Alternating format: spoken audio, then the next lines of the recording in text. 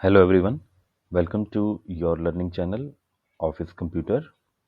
आज की इस क्लास में हम लोग पढ़ेंगे ग्राफ एंड रिप्रेजेंटेशन। सबसे पहले हम पढ़ते हैं ग्राफ किसे कहते हैं। जैसा कि हमने पिछली क्लास में ट्री के बारे में रीड किया था कि ट्री एक नॉन लीनियर डेटा स्ट्रक्चर होती है। Similar to that graph is also a non linear data structure. Tree और ग्राफ में ये फ़र्क होता है कि ग्राफ के अंदर एक साइकिल रिप्रेजेंट होता है, यानी कि ट्री में साइकिल नहीं बनता और ग्राफ में साइकिल बन जाता है। इसके अलावा ग्राफ में वर्टिसेस और एजेस भी होते हैं। अब आइए ग्राफ के कुछ रियल लाइफ एप्लीकेशंस के बारे में पढ़ते हैं, यानी कि ग्राफ का यूज़ कहाँ किया जाता है। Graph are use to represent the networks. तो जहाँ कहीं भी नेटवर्क बनता होगा तो वहाँ पे ग्राफ का यूज़ किया जाता है। उदाहरण के लिए आप ये कह सकते हैं कि किसी सिटी में पाथ को दिखाना हो तो उसमें जो नेटवर्क बनता है उसके लिए ग्राफ का यूज़ किया जाता है। इसी प्रकार से टेलीफोन के जो नेटवर्क्स होते हैं तो इसे आप अज्यूम कर सकते हैं टावर से जहाँ पे कनेक्टिविटी दिखाई जाती है उसमें भी ग्राफ का यूज़ किया जाता है। इसके अलावा हम लोग सोशल मीडिया के बारे में जानते हैं। यहाँ पे फेसबुक और लिंक्डइन जैसी साइट्स हैं, इनमें भी ग्राफ के थ्रू कनेक्शन दिखाए जाते हैं। Even Google map also uses graph. तो गूगल मैप में ग्राफ का जो यूज़ किया जाता है वो ट्रांसपोर्टेशन को बनाने में दिखाने के लिए किया जाता है। अब आइए एक उदाहरण से हम ग्राफ को समझते हैं। इस इमेज में आपको एक ग्राफ दिखाया गया है जिसमें आप ये कह सकते हैं कि यहाँ पे ए बी सी डी और ई नाम के वर्टिसेस हैं। इनका कनेक्शन आपस में एक दूसरे से किया गया है, इन्हें आप नोड कहेंगे। ए नोड का कनेक्शन बी से किया गया है तो इसे एज कहा जाता है, यानी ए से B there is a path. यहाँ पे एक पाथ बनाया गया है। पाथ बनाने के लिए जिस लाइन का यूज किया जाता है उसे एज कहा जाता है। तो अगर हमें इस ग्राफ में सभी कनेक्शंस को देखना हो, सभी एजेस को बनाना हो तो हम किस तरह से बनाएंगे। तो सबसे पहले जैसे कि हम इमेज में देख रहे हैं एक कनेक्शन ए से बी की ओर जा रहा है तो इसके लिए हम लिखेंगे ए टू बी, यानी कि यहाँ पे आप ये कह सकते हैं ए और बी में एक पाथ एग्जिस्ट करता है। इसी तरीके से बी और सी में भी एक पाथ है तो यहाँ पे हम मेंशन कर देंगे बी कोमा सी। आगे चलते हैं, सी का कनेक्शन हमने ई से ड्रॉ किया है तो यहाँ पे आप मेंशन करेंगे सी कोमा ई। इसी को आगे बढ़ाते हुए ई का जो एज है वो डी पर आ रहा है तो यहाँ पे हम लिखेंगे ई कोमा डी। इसके अलावा अब डी से दो पाथ एग्जिस्ट करते हैं तो आप किसी को भी पहले लिख सकते हैं। डी से एक पाथ बी की ओर जा रहा है तो हम मेंशन करेंगे डी कोमा बी। और फाइनली और लास्ट डी से एक पाथ एग्जिस्ट करता है तो हम इसे लिखेंगे डी कोमा ए। यानी अगर हमें कुल वर्टिसेस गिनने हो तो ये कुल 5 होते हैं, ए बी सी डी और ई। और इनके अगर हमें कनेक्शन गिनने हो, पाथ काउंट करने हो, एजेस देखने हो तो उसके लिए हम एक लाइन को काउंट कर लेंगे। इस ग्राफ को अनडायरेक्टेड ग्राफ के रूप में दिखाया गया है, यानी कि अगर आप ए से बी जा सकते हैं तो बी से ए भी आ सकते हैं। चलिए आइए अब जानते हैं ग्राफ के प्रकारों के बारे में। तो सबसे पहला जो ग्राफ का टाइप आता है that is undirected graph.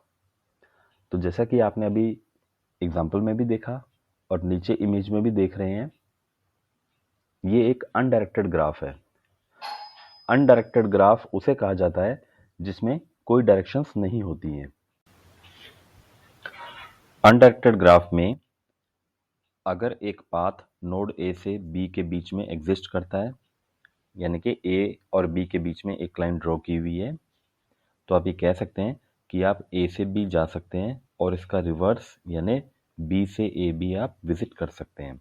Undirected graph में कोई भी डायरेक्शन नहीं दी होती, इस वजह से हम इसे as a two way path use करेंगे। अब आइए, अब हम इस ग्राफ की प्रेजेंटेशन को समझने का प्रयास करते हैं। सबसे पहले आपको सभी नोड्स को, यानी ए, बी, सी, डी और ई, इसकी नोड्स के नाम को आपने एक तरफ लिखना है और दूसरी तरफ लेफ्ट हैंड साइड में भी आपको सेम मेंशन करना होगा। तो एरे में आपको इन सभी वैल्यूज़ को ध्यान से समझना है। यहाँ पे सबसे पहले आपको डायगोनल वैल्यूज़ को जीरो कर देना है। एरे में डायगोनल वैल्यूज़ का मतलब होता है जहाँ पे रो और कॉलम समान होते हैं, जैसे 1 1 पोजीशन, 2 2 पोजीशन, 3 3 पोजीशन, 4 4 और 5 5। तो सबसे पहले हम देखते हैं ए का ए से कनेक्शन नहीं हो सकता, यानी खुद की नोड से कोई कनेक्शन नहीं होता, तो हमने ए के अंदर दोनों तरफ जीरो लिख दिया है। इसी तरह से बी, सी, डी और ई, इन सब का खुद से कोई कनेक्शन नहीं होता है, तो दैट्स वाई कि यहाँ पे जीरो वैल्यूज को पुट कर देना है आपको। अब इसके अलावा आपको बाकी वैल्यूज के लिए कनेक्शन देखने होंगे। तो सबसे पहले हम यहाँ देख रहे हैं ए का बी से एक कनेक्शन दिया गया है, यहाँ पे एक पाथ बनाया गया है। तो आपको क्या करना होगा, ए को पिक करना है, दूसरी तरफ बी को देखना है, और यहाँ पे चूंकि पाथ एग्जिस्ट करता है तो आपको 1 लिखना होगा। तो एरे के अंदर 1 वैल्यू का मतलब रहेगा पाथ एग्जिस्ट करता है, 0 का मतलब रहेगा पाथ एग्जिस्ट नहीं करता। नेक्स्ट हम देखते हैं ए का सी से कोई कनेक्शन नहीं दिया गया है, क्योंकि ए का कनेक्शन सिर्फ बी से था या डी से है, सी से इसका कोई कनेक्शन नहीं है, तो that's why the value is given here as a 0। तो आप इस ए को बाकी नोड के कनेक्शन से समझ सकते हैं। नेक्स्ट आते हैं, ए का डी से एक पाथ एग्जिस्ट करता है, तो यहाँ पे आपको वैल्यू 1 दिखाई गई है। ए का ई से कोई कनेक्शन नहीं है, तो यहाँ पे आप वैल्यू को 0 पुट कर देंगे। तो इसी तरह से सभी नोड का कनेक्शन आपको बनाना होगा और इसे ग्राफ की प्रेजेंटेशन कहा जाता है। आइए अब दूसरा टाइप डायरेक्टेड ग्राफ समझते हैं। डायरेक्टेड ग्राफ, जैसा कि आपको नाम से ही पता लग रहा है, नोड्स के लिए यहाँ पे आपको डायरेक्शन दी जाएंगी। You can say this type of graph is one way, तो इसीलिए यहाँ पे वन वे लिखा गया है। अगर आपको किसी भी ग्राफ में एरोज दिखाई दे रहे हैं तो आप सीधे समझ सकते हैं कि वो एक डायरेक्टेड ग्राफ है, जिसमें आपको दिशा बताई गई है, डायरेक्शन दी गई है। यहाँ पे आपको फ्रॉम एंड टू समझना होगा, यानी आपको कहाँ से कहाँ जाने के लिए कहा जा रहा है। डायरेक्टेड ग्राफ में रिवर्स डायरेक्शन कभी भी पॉसिबल नहीं होंगी। जिस नोड से आप चलना स्टार्ट करेंगे और जिस नोड तक पहुंचेंगे उन्हें आप इनिशियल और टर्मिनल नोड कहेंगे। उदाहरण के लिए, ए नोड से हमें बी की ओर जाना है, तो यहाँ पे ए नोड को इनिशियल नोड कहा जाएगा, जबकि बी को, जो कि टारगेट है, वहां पर पहुंचने के बाद उसे टर्मिनल नोड कहा जाएगा। तो ये एक डायरेक्टेड ग्राफ का उदाहरण है।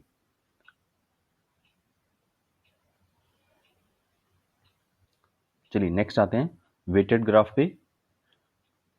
वेट का मतलब वजन से होगा। तो दो नोड के बीच में आपको एक वैल्यू दी जाएगी। इस वैल्यू को आप किसी भी उदाहरण से समझ सकते हैं, जैसे कि किन्हीं दो स्टेशंस के बीच में दूरी। तो आइए इसे भी एक उदाहरण से समझते हैं। वेटेड डायरेक्टेड ग्राफ, यानी यहाँ पे आपको डायरेक्शंस भी दी गई हैं और दो नोड्स के बीच में एक वैल्यू आपको लिखी मिलेगी। यानी अगर आप ए से बी जाते हैं तो यहाँ पे वैल्यू 4 का यूज़ किया गया है। ये पहुँचने में लगा समय भी हो सकता है या डिस्टेंस भी हो सकती है इत्यादि। इसी प्रकार बी से सी की अगर हम जाते हैं तो यहाँ पे एक वैल्यू 2 का यूज़ किया गया है। तो सभी कनेक्शंस में एक एक वैल्यू का यूज़ किया गया है। इसे अगर हम एडजेसेंसी मैट्रिक्स के तौर पे समझें तो अगेन आपको डायगोनल वैल्यूज़ को फिर से जीरो करना होगा, क्योंकि खुद का खुद से कोई कनेक्शन नहीं होगा, इस वजह से आप इन नोड्स को 0 कर देंगे। पिछले उदाहरण में जहाँ पे आपने वैल्यूज़ को 1 रखा था, इस बार 1 ना रख के आपको उनके वेट को मेंशन करना होगा। जैसे कि अगर हम B और C नोड के कनेक्शन को देखें तो यहाँ पे एक वैल्यू 2 का यूज़ किया गया है। तो आप B से जब भी C की ओर जाएंगे तो यहाँ पे आपको एक वैल्यू 2 रख देनी है, जो कि ये इंडिकेट करती है कि पाथ एग्जिस्ट करता है एंड उसके बीच का जो मान है वो 2 दिया गया है। इसी तरह से आपको सभी नोड्स के अंदर ये काम करना होगा।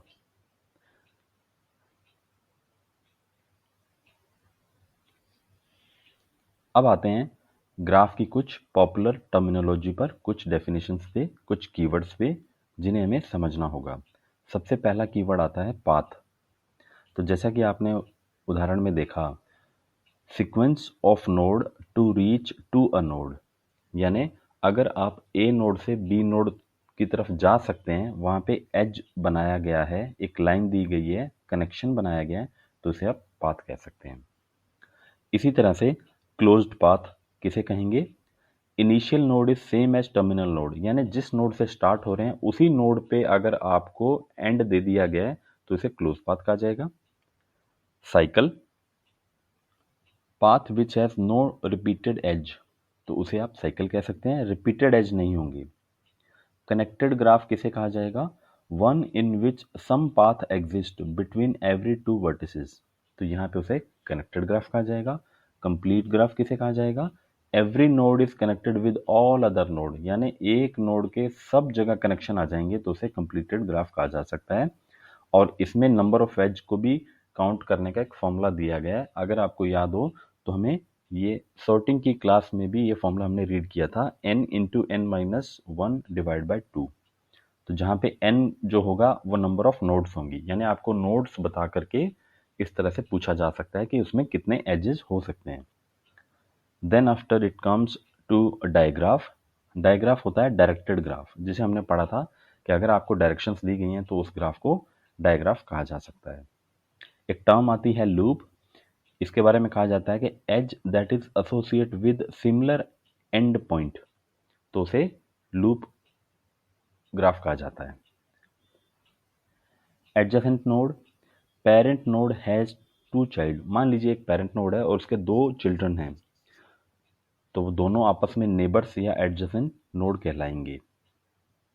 Degree of node, number of edge connected, तो आपको यहाँ पे काउंट करना पड़ेगा कि कितने एजेस कनेक्टेड हैं, और अगर डिग्री 0 है तो उसे आइसोलेटेड नोड कहेंगे।